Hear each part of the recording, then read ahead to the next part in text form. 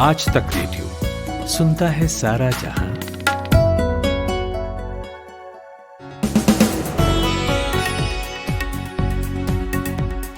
नमस्कार, आज तारीख है 9 मार्च, मंगलवार का दिन है और मैं हूं अमन गुप्ता। आज तक रेडियो पर आपके लिए लेकर आ गया हूं दिन भर की खबरों का लेखा जोखा दिन भर में। तो आज सबसे पहले बात करेंगे उत्तराखंड की सियासत में आए अचानक भूचाल की, जहां त्रिवेंद्र सिंह रावत को मुख्यमंत्री पद छोड़ना पड़ा है। तो ऐसे क्या कारण रहे कि दिल्ली बुलाया गया, बातचीत भी हुई, लेकिन केंद्रीय नेतृत्व स्थिति संभाल नहीं सका। और अब कौन होगा अगला जो बनेगा देवभूमि का मुखिया। इसके बाद बंगाल की सबसे चर्चित सीट नंदीग्राम की बात होगी, जहां बीजेपी के शुभेंदु अधिकारी और राज्य की मुख्यमंत्री ममता बनर्जी की सीधी टक्कर है। तो अब शुभेंदु के आ जाने से क्या समीकरण बदलेंगे और इतिहास क्या रहा है इस सीट का।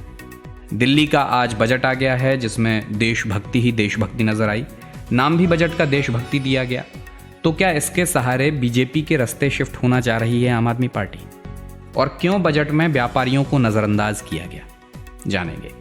और आखिर में बताएंगे कि क्यों लोगों को इन दिनों फोन में ओटीपी मिलने में परेशानी हो रही है। लेकिन फिलहाल हेडलाइंस का वक्त है, लेकर आई हैं श्रुतिका।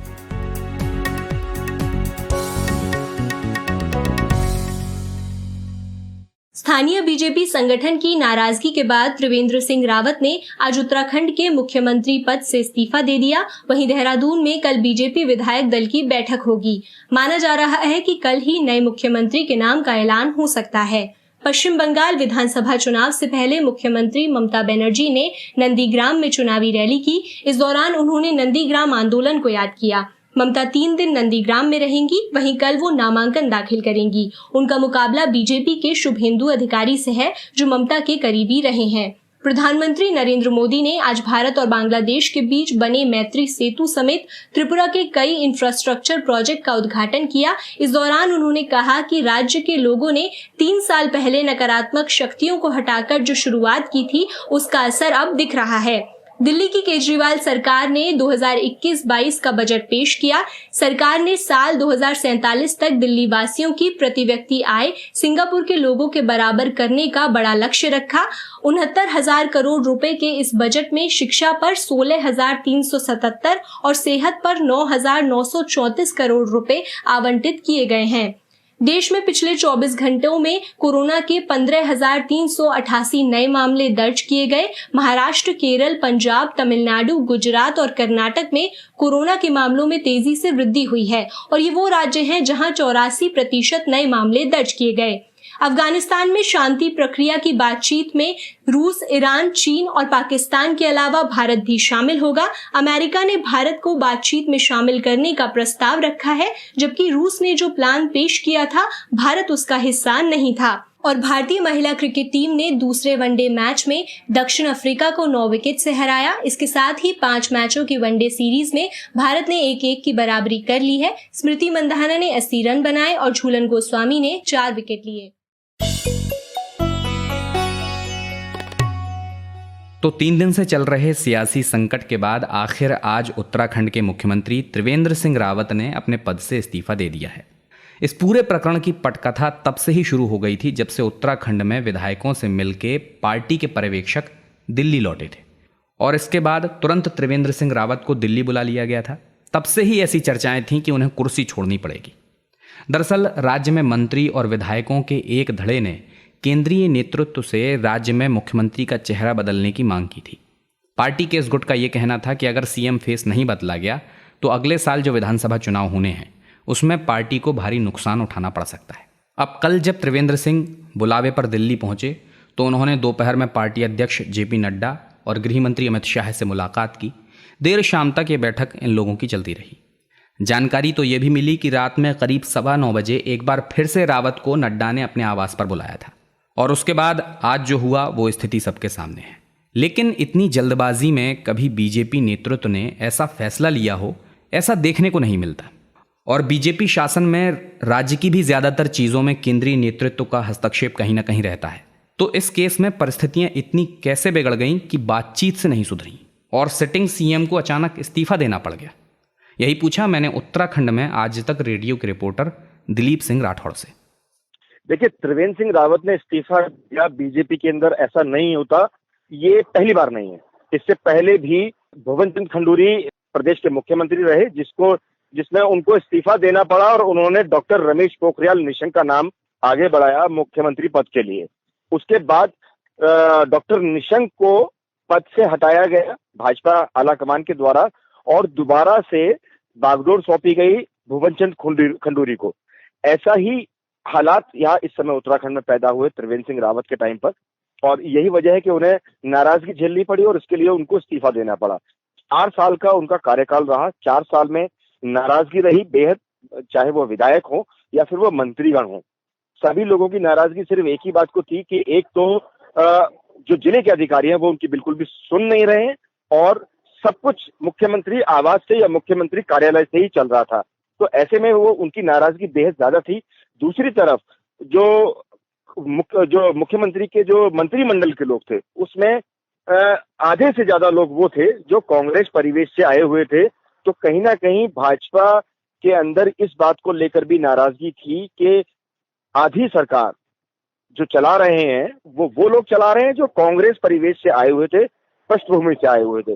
तो ये नाराजगी की वजह बनी। धीरे धीरे जिस समय गढ़वाल में गैरसैंण के दौरान जब बजट सत्र चल रहा था तो उस दौरान त्रिवेंद्र सिंह रावत के द्वारा एक कमिश्नरी घोषित की गई गैरसैंण को, जिसको कमिश्नरी बनाया गया। ऐसे में 2 परिवेश अलग अलग नाराज हुए, कुमाऊं और गढ़वाल, क्योंकि ये जो क्षेत्र है गैरसैंण ये चमोली का क्षेत्र पड़ता है और इसमें कुमाऊं के अल्मोड़ा और बागेश्वर को जोड़ा गया है। तो कहीं ना कहीं ये नाराजगी कुमाऊं वर्सेस गढ़वाल की भी थी, जिसकी वजह से आज ये हालात पैदा हुए कि मुख्यमंत्री रहे त्रिवेंद्र सिंह रावत को आज इस्तीफा देना पड़ा। अच्छा दिलीप, अब त्रिवेंद्र सिंह के लिए क्या भूमिका बीजेपी में तय की जा सकती है?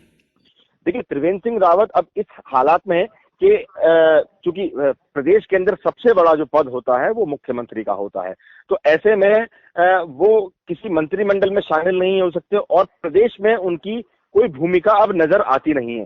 तो ऐसे में आला कमान, जो भाजपा का जो आला कमान है वो यही कोशिश करेगा और यही तय करेगा कि उनको कोई सम्मानजनक स्थिति में केंद्र में बुला लिया जाए ताकि वो संगठन के कार्य देखें और संगठन को मजबूत करने की कोशिश करें।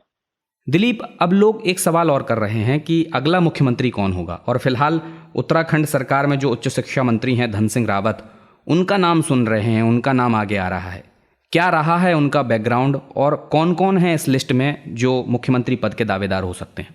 देखिए, धन सिंह रावत का नाम इस समय चल रहा है। ये राज्य मंत्री रहे हैं और अभी तक चूंकि अब त्रिवेंद्र सिंह रावत मुख्यमंत्री नहीं है तो मंत्रिमंडल भी नहीं माना जा सकता। तो धन सिंह रावत अब से 1 घंटा पहले तक राज्य मंत्री रहे उच्च शिक्षा के। उनका नाम चल रहा है इसमें। इसके अलावा अजय भट्ट का नाम चल रहा है जो नैनीताल से सांसद हैं, और इसके अलावा अनिल बलूनी है, उनका नाम चल रहा है जो उत्तराखंड से राज्यसभा के सदस्य हैं। इसके अलावा सतपाल महाराज का भी नाम चल रहा है जो कैबिनेट मिनिस्टर रहे हैं त्रिवेंद्र सरकार में। लेकिन यहाँ पर सोचने वाली बात यह है कि जो उत्तराखंड की राजनीति है वो 2 चीजों पर चलती है, जातीय समीकरण और क्षेत्रीय समीकरण। अगर हम जातीय समीकरण की बात करें तो गढ़वाल और कुमाऊं से, चूंकि उत्तराखंड ठाकुर और ब्राह्मण के तौर पर देखा जाता है, जहां पर ज्यादा बहुतायत में ये लोग रहा करते हैं, और ऐसे में जो बीजेपी के जो प्रदेश अध्यक्ष हैं वो ब्राह्मण हैं और कुमाऊं से आते हैं। तो ऐसे में अजय भट्ट के नाम को नहीं माना जा सकता क्योंकि वो एक तो ब्राह्मण है, दूसरे कुमाऊं क्षेत्र से आते हैं। तो यहाँ पर जो ठाकुर वोटर है वो नाराज हो सकता है क्योंकि आने वाले समय में विधानसभा के चुनाव भी होने हैं। दूसरा, अनिल बलूनी चूंकि ब्राह्मण है लेकिन गढ़वाल से आते हैं, तो यहाँ पर भी जातीय समीकरण में थोड़ी सी दिक्कत आती है कि दोनों ब्राह्मण हो जाएंगे। ये हालात सतपाल महाराज को लेकर भी है। सतपाल महाराज चूंकि ठाकुर है और गढ़वाल से भी आते हैं, लेकिन उनके साथ एक माइनस पॉइंट ये है कि वो कांग्रेस की पृष्ठभूमि से भाजपा में आए हैं, और ऐसे में जो भाजपा के जो कोर मेंबर हैं और जो आरएसएस के लोग हैं, अगर सूत्रों की माने तो वो उनको कहीं ना कहीं नापसंद करते हैं, तो इसलिए उनके नाम के बारे में चर्चा नहीं की जा सकती। अंत में एक ही नाम बचता है, धन सिंह रावत, जो पहली बार के विधायक हैं, पहली बार श्रीनगर से विधायक के तौर पर चुनकर आए हैं। 89 में उन्होंने आरएसएस को ज्वाइन किया था और कभी से वो आरएसएस के मेंबर हैं और बेहद सौम्य और सरल माने जाते हैं। चाहे भाजपा के लोग हों या फिर कांग्रेस के लोग हों, ऐसा कोई भी व्यक्ति नहीं है जो उनको नापसंद करता हो और जिससे उनके मधुर संबंध ना हो। तो ऐसे में धन सिंह रावत चूंकि सबसे ठाकुर है और गढ़वाल से आते हैं, बंशीधर भगत ब्राह्मण है, प्रदेश अध्यक्ष है भाजपा के और कुमाऊं से आते हैं, तो जातीय समीकरण यहाँ पर बिल्कुल फिट बैठता है। तो इसीलिए ये मानकर चला जा रहा है कि धन सिंह रावत आने वाले वक्त में प्रदेश के अगले मुख्यमंत्री हो सकते हैं। ये थे उत्तराखंड में आज तक रेडियो रिपोर्टर दिलीप सिंह राठौड़। राम राम भाइयों, मैं हूँ मनबीर भाटी, दल्लूपुरा नोएडा से। मौज आ गई आज तो, खजाना सुधारा मिल गया। आज हमने सुना है पॉडकास्ट आज तक रेडियो पे, खबर ऐसी सी बतावे मजा सा आ जा। तो मेरा तो भाई होगा मामला सेट। रोज नहाना है, धोना है और फिर लत्ते पहन के मुझे मोबाइल पे चलाना है आज तक रेडियो। मेरी शॉप पे अब बजेगा सिर्फ आज तक रेडियो। सुन के देखो, सारा जहां सुन रहा हो। बंगाल में होने वाला विधानसभा चुनाव अपने आप में रोमांचक होगा, इसमें कोई दो राय नहीं है। लेकिन सबकी जो निगाहें टिकी हैं इस बार, वो टिकी हैं बंगाल की नंदीग्राम सीट पर। ये वही सीट है जहां से मुख्यमंत्री ममता बनर्जी की पार्टी 2011 से लगातार जीतती आई है और कल वे यहां से पर्चा भरने वाली हैं। बीजेपी ने इधर उनके बेहद करीबी रहे और फिर बगावत करके बीजेपी में जाने वाले शुवेंदु अधिकारी को उतारा है। 2 दिन बाद यानी 12 मार्च को वे इस सीट से पर्चा भरेंगे। आज नंदीग्राम में एक चुनावी सभा भी थी जिसे ममता बनर्जी ने संबोधित किया। उन्होंने लोगों को नंदीग्राम आंदोलन की याद दिलाई। अगर आपको याद हो तो 2007 में नंदीग्राम आंदोलन हुआ था, जिसमें केमिकल हब बनाने के लिए ज़मीन का अधिग्रहण किया जाना था और किसानों ने इसका विरोध किया था। इस विरोध में पुलिस फायरिंग में 14 किसानों की मौत हो गई थी और 100 से ज़्यादा किसानों के गायब होने का दावा किया गया था। विदेशी मीडिया तक में ये खबर सुर्खियां बनी थी। खैर, ममता बनर्जी ने इस दौरान खुद को बाहरी कहे जाने पर भी बहुत सख्त प्रतिक्रिया दी। उन्होंने कहा कि मैं हिंदू की बेटी हूं और मेरे साथ हिंदू कार्ड ना खेला जाए। उन्होंने कहा कि मैं भी सुबह घर से चंडी पाठ करके ही निकलती हूं, कोई चाहे तो मुझसे हिंदू धर्म को लेकर प्रतियोगिता कर सकता है। इसके अलावा उन्होंने नंदीग्राम की जनता से कहा कि कोई बंटवारा करने की कोशिश करेगा, ऐसे लोगों की बात मत सुनिए। मैं अपना नाम भूल सकती हूं लेकिन नंदीग्राम का नहीं। तो नंदीग्राम से शुवेंदु अधिकारी का भी नाता है। वे नंदीग्राम आंदोलन के समय इसका चेहरा थे और 2016 में तृणमूल कांग्रेस में रहते हुए यहाँ से जीत दर्ज की थी। तो बीते कुछ चुनावों में नंदीग्राम में लोगों का रुझान क्या रहा है, वोटिंग पैटर्न किस तरह का रहा है और अभी इस चुनाव में शुवेंदु अधिकारी के आने के बाद समीकरण क्या नजर आते हैं, यही पूछा मैंने बंगाल की राजनीति की गहरी समझ रखने वाले हमारे सहयोगी प्रशांत मुखर्जी से। अगर हम नंदीग्राम को समझने की कोशिश करें तो हमें शुवेंदु अधिकारी की पॉलिटिकल ट्रैजेक्टरी भी समझनी चाहिए। 1995 का दौर था और कांताई करके एक सीट होती थी, तब विभाजन नहीं हुआ था, डिलिमिटेशन नहीं हुआ था। पहली बार शुवेंदु अधिकारी वही सीट से जीत कर आते हैं। शुवेंदु अधिकारी का एक पॉलिटिकल लेगेसी है फैमिली की, उनके पिताजी भी उसी सीट से थे, उसके बाद वो आए और उसके बाद शुवेंदु अधिकारी दोबारा 2001 में चुनाव लड़ते हैं, लेकिन उन्हें कामयाबी नहीं मिलती है इस चुनाव में। उसके बाद शुवेंदु अधिकारी 2006 में चुनाव लड़ते हैं और जब वो 6 में चुनाव लड़ते हैं वो चुनाव जीतते हैं। कांति उत्तर की सीट से वो चुनाव जीतते हैं। चुनाव जीतने के बाद वो इस इलाके में काम करना शुरू करते हैं और साल 2006 में जब पश्चिम बंगाल में चुनाव होता है, उस चुनाव में बहुत पॉलिटिकली बहुत इंपॉर्टेंट चुनाव होता है, क्योंकि वामपंथ के 34 साल के दौर में वो सबसे बड़ी कामयाबी वामपंथी पार्टियों को वहाँ हासिल होती है और वो प्लैंक होता है डेवलपमेंट का। उस डेवलपमेंट के प्लैंक पर सवार होकर बुद्धदेव भट्टाचार्य, सलीम ग्रुप, इंडोनेशिया की एक बहुत बड़ी कंपनी, उनको SEZ बोलते हैं, स्पेशल इकोनॉमिक जोन के तहत लैंड एक्विजिशन का अधिकार देते हैं। वहाँ एक कंपनी केमिकल फैक्ट्री बनाने की इजाज़त देते हैं। उसको लेकर लैंड एक्विजिशन करने की कोशिश की जाती है और उस समय वहाँ के लोगों का एक बड़ा विरोध देखा जाता है। उस विरोध में लेफ्ट फ्रंट के हिस्सेदार रही भी कुछ पार्टियाँ जो छोटी मोटी पार्टियाँ थी, इसके अलावा कुछ और वामपंथी पार्टियाँ थी, इसके अलावा कांग्रेस, तृणमूल कांग्रेस, ये शामिल होती हैं। इनफैक्ट उस आंदोलन में शुभेंदु अधिकारी के ऊपर माओवादियों को आर्म्स सप्लाई करने का चार्ज भी लगाया जाता है। वहाँ से शुभेंदु अधिकारी का पॉलिटिकल करियर बिल्कुल पीक करता है। साल 2009 में शुभेंदु अधिकारी संसद पहुँच जाते हैं, लेकिन पश्चिम बंगाल में दोबारा जब सत्ता में वापसी करती हैं ममता बनर्जी, तब शुभेंदु अधिकारी चुनाव लड़ते हैं विधानसभा का, और उस वक्त उनका चयन होता है नंदीग्राम सीट, क्योंकि इस नंदीग्राम आंदोलन से वो जुड़े हुए थे शुभेंदु अधिकारी। वो सीपीआई के उम्मीदवार को वहाँ से चुनाव हराते हैं। आंकड़े में मैं कुछ गलती कर सकता हूँ, लेकिन ये वोट परसेंटेज 65 से ऊपर होता है। किसी भी विधानसभा में टोटल पोलिंग में अगर आप 65% वोट पा रहे हैं तो ये बहुत बड़ा नंबर है। और इसका जो हिस्टोरिक मतलब ये जो प्रोग्रेशन अगर हम आगे देखें, अगर 2019 की बात करें लोकसभा चुनाव की, तो पूर्वी मिदनापुर एक ऐसी सीट है जहां पर अभी इस बार 2019 के वेव में भी तृणमूल उस सीट को जीत पाई थी, क्योंकि उस पूरे लोकसभा क्षेत्र के अंदर जितनी भी विधानसभाएं आती हैं पूर्वी मिदनापुर इलाके में, उन पर इस अधिकारी परिवार का बहुत मजबूत प्रभाव माना जाता है। इस मजबूत प्रभाव के बदौलत ही अब बीजेपी वहां पर मजबूत नजर आ रही है, जो कि अधिकारी परिवार का मजबूत प्रभाव है। अच्छा प्रशांत, नंदीग्राम चर्चा में आता है 1.5 दशक पहले 2006 में, लेकिन इसका हिस्टोरिकल इंपॉर्टेंस भी है। इस बहाने ज़रा उसके बारे में भी बात हो। हाँ, उस पर मुझे लगता है बात होना बहुत ज़रूरी है। देश आज़ाद नहीं हुआ था और तमलुक पॉलिटिकली हमेशा से, ऐसा नहीं कि नंदीग्राम आज हो रहा है बोल के ये बहुत ज़्यादा पॉलिटिकली रेलेवेंट बन गया है। एक कोना है पश्चिम बंगाल का जो एक उड़ीसा के लगे हुए हिस्सों में आता है और अपने सी फेसिंग भी है।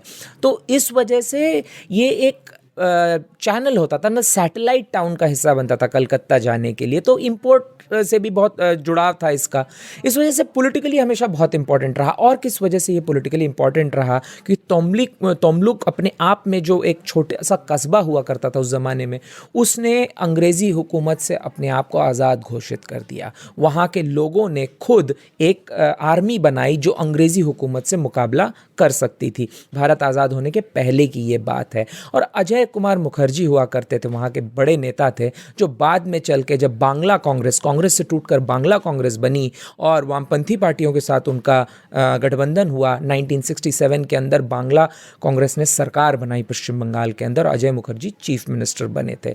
तो पॉलिटिकल इंपॉर्टेंस हमेशा से रहा है और आज ये पॉलिटिकली और ज़्यादा रेलेवेंट हो गया है, क्योंकि एक चीफ मिनिस्टरियल बैटल नंदीग्राम में हो रहा है। लेकिन आज के नंदीग्राम में जो बहुत महत्वपूर्ण है वो ये है कि जिस तरह का ध्रुवीकरण पश्चिम बंगाल में देखा गया है, इस ध्रुवीकरण के बीच में अगर हम नंदीग्राम सीट को एनालाइज करने की कोशिश करें तो उस विशेष विधानसभा की जो डेमोग्राफी है वो करीब करीब 30% के आसपास मुस्लिम आबादी मानी जाती है वहाँ पर।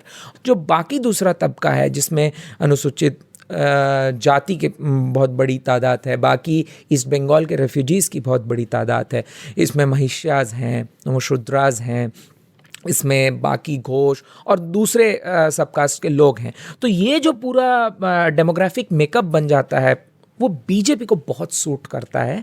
करंट मतलब जो पॉलिटिकल सिनेरियो चल रहा है बंगाल में, जिस तरह से ध्रुवीकरण जाति और धर्म दोनों के आधार पर पश्चिम बंगाल में हुआ है। नमोशूद्रा पूरी तरह से बीजेपी के साथ हैं अलग अलग हिस्से में पश्चिम बंगाल के। अगर वो ट्रेंड कंटिन्यू करता है और उसके साथ साथ इनका जो विशेष प्रभाव है, शुभेंदु अधिकारी का जो विशेष प्रभाव है, ये साफ हो जाता है कि बीजेपी को उस सीट में एज ज़रूर है।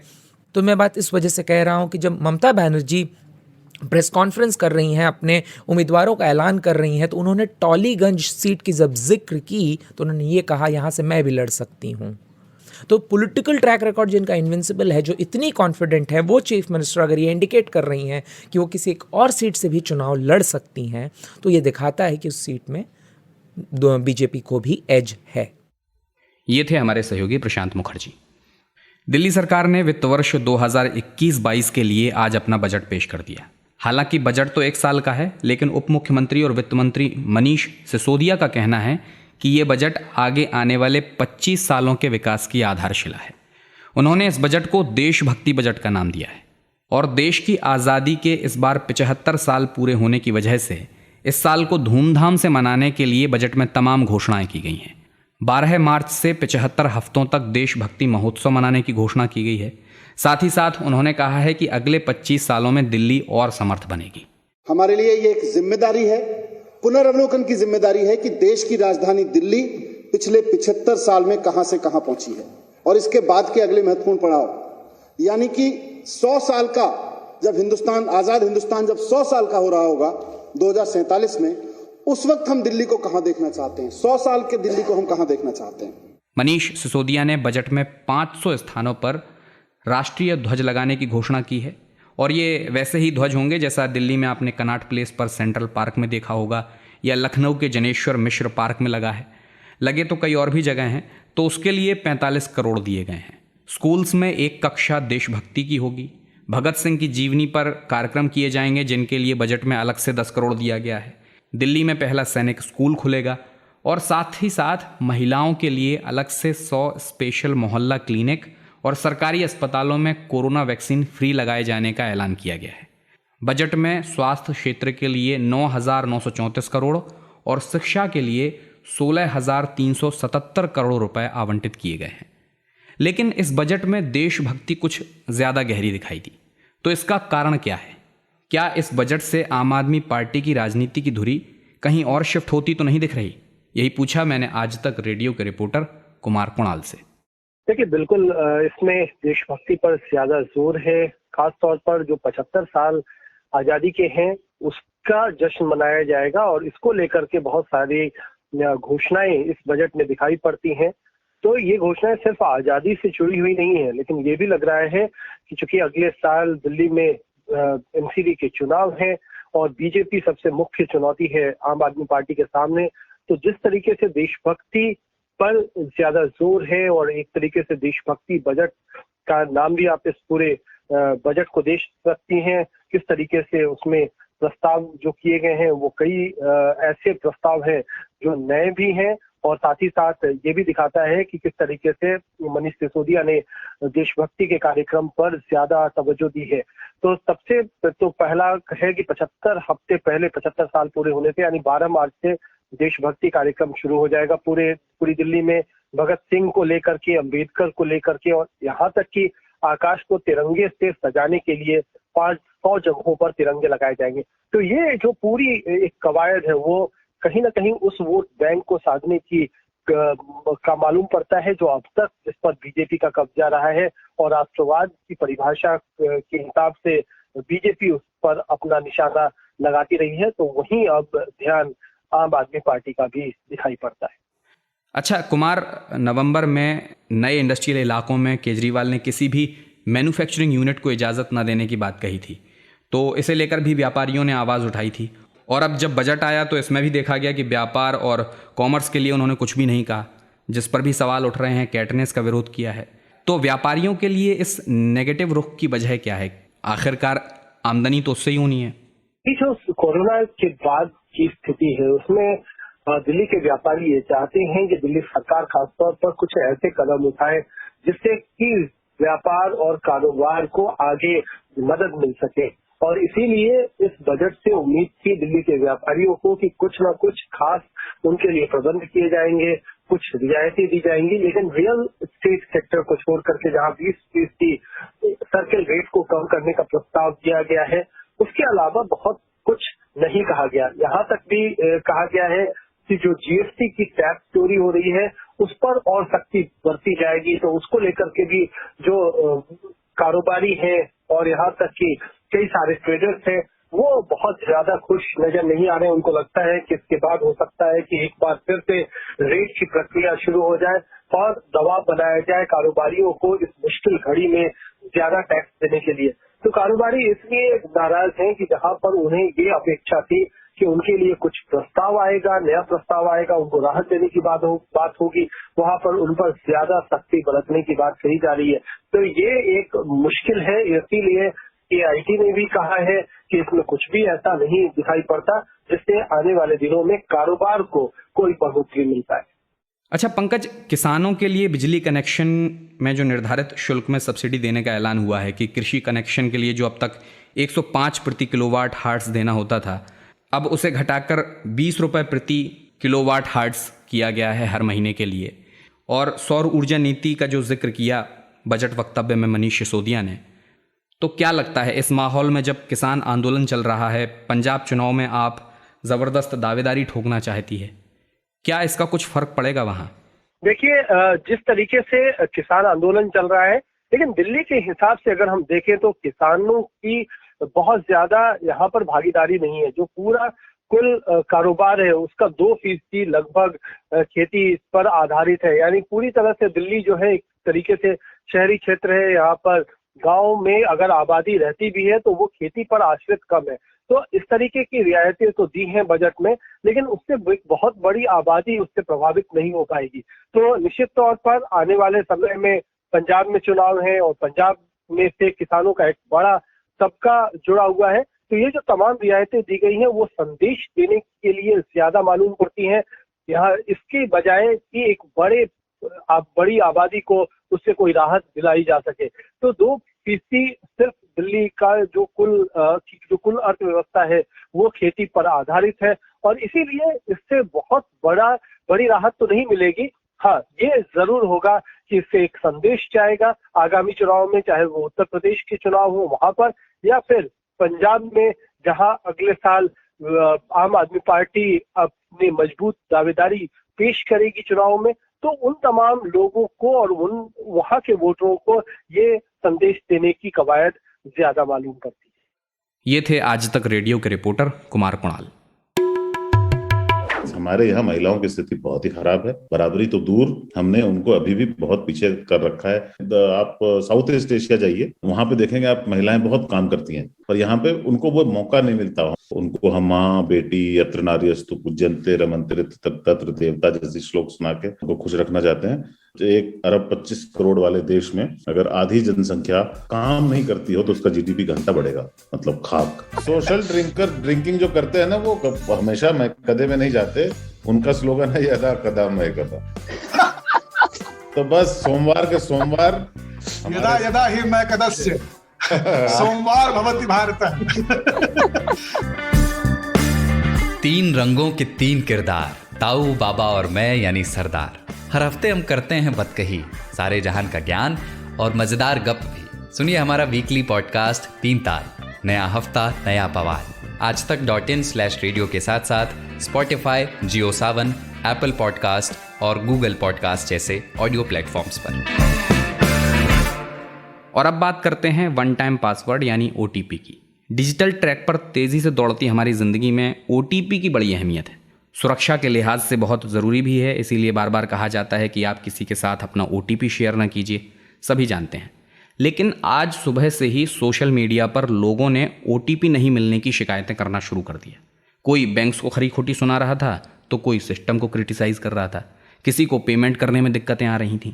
अब आपको पता है या नहीं, या आपको आज ज़रूरत भी पड़ी है OTP की या नहीं, सोशल मीडिया पे आपने इस ट्रेंड को फॉलो किया है कि नहीं, लेकिन OTP रिसीव होने में आज वाकई बहुत प्रॉब्लम्स आ रही हैं।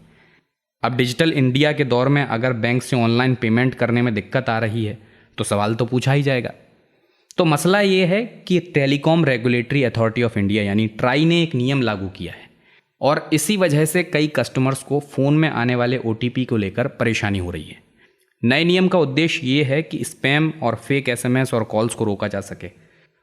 तो ट्राई के नए नियम क्या हैं और इससे OTP पर कैसे असर पड़ रहा है, ये पूछा मैंने टेक न्यूज़ पर नज़र रखने वाली हमारी सहयोगी यास्मिन अहमद से। तो ये जो रूल्स है ट्राई ने अभी नहीं लेके आया है। 2018 में ये रूल्स थे और ये SMS और फ्रॉड जो होते हैं, SMS के थ्रू जो स्कैम्स और फ्रॉड्स होते हैं उसको कंट्रोल करने के लिए, और अभी 8 मार्च की डेडलाइन थी जब वो इम्प्लीमेंट करना था। और रूल्स में ये है कि हर मैसेज जो हमको पहुंचता है वो वेरीफाई होकर पहुंचना चाहिए, मतलब फ्रॉम अ वेरीफाइड सेंडर वो हम तक आएगा, ऐसे ही कोई भी नहीं भेज सकता। तो ये सेंडर्स को वेरीफाई होने के लिए एक प्लेटफॉर्म पे इंफॉर्मेशन टेली मार्केटर्स और टेली ऑपरेटर्स जो हैं उनको इंफॉर्मेशन और कंटेंट भेजनी होगी, जिसके थ्रू वेरिफिकेशन आएगी और फिर वो ही लोग हमको सिर्फ मैसेजेस भेज सकते हैं। रूल ये था और इसके लिए लाया गया था क्योंकि फ्रॉड और स्कैम को अवॉइड करना है। जो रैंडम लिंक्स आ रही थी लोगों को, वो क्लिक करके अपने हजारों लाखों रुपए लूज कर दे रहे थे बैंक अकाउंट्स के थ्रू। तो OTP का मतलब अभी कल के ऐसा हुआ कि बहुत सारे लोगों को 40% ऑफ बिलियन मतलब काफी लोगों को OTP का प्रॉब्लम जा रहा था। और अभी पैंडेमिक के टाइम करता ही है डेली लाइफ में SMS के थ्रू, तो वो पहुंच ही नहीं रहा था लोगों तक। मतलब बैंक ट्रांजैक्शन फेलियर्स हो रहे थे, आधार कार्ड के रजिस्ट्रेशन फेलियर्स हो रहे थे, वैक्सीन जिसके लिए मैसेजेस के थ्रू ही वेरिफिकेशन आता है उसके लिए फेलियर्ड रजिस्ट्रेशंस आ रहे थे, क्योंकि OTP पहुंच नहीं रहा था लोगों तक। अभी क्यों नहीं पहुंच रहा था? क्योंकि जो सेंडर्स थे मतलब जिनके थ्रू मैसेजेस आने थे वो वेरीफाई नहीं हुए। और वेरीफाई क्यों नहीं हुए? क्योंकि रूल इम्प्लीमेंट हो गया, 8 March being the deadline, rule implement हो गया। और ये जो है OTP जिसके थ्रू हमें आना था, अब वो जेन्युइन लोग भी है, अगर वो जेन्युइन बैंक्स भी है, जेन्युइन कंपनीज है, जेन्युइन होटल्स है, अगर हम उनसे कुछ ऑर्डर कर रहे हैं तो नहीं आ रहा क्योंकि वो पहुंचा ही नहीं है, वेरीफाई हुआ ही नहीं है कंटेंट उनका। और ये जो वेरीफाई हो रहा था ये एक ब्लॉकचेन टेक्नोलॉजी के थ्रू वेरीफाई होके हमारे पास आना था। और ये ब्लॉकचेन टेक्नोलॉजी जो है DLT है, डिस्ट्रीब्यूटेड लेजर सिस्टम। सपोज आप एक कंपनी है और मैं एक ऑपरेटर हूँ, तो मुझे आपकी पूरी इन्फॉर्मेशन जो है ट्राई को देनी है, तो जो है ट्राई सेंडर्स ID फिर भेजेगा इस पे DLT पे, और ये DLT भी इज मैनेज्ड बाय कंपनीज। तो ये पहुंचा नहीं कंटेंट टाइम पे, वेरीफाई नहीं हुआ और it was the common man who suffered फिर। अच्छा यास्मिन, फिर इसमें फॉल्ट किसका है?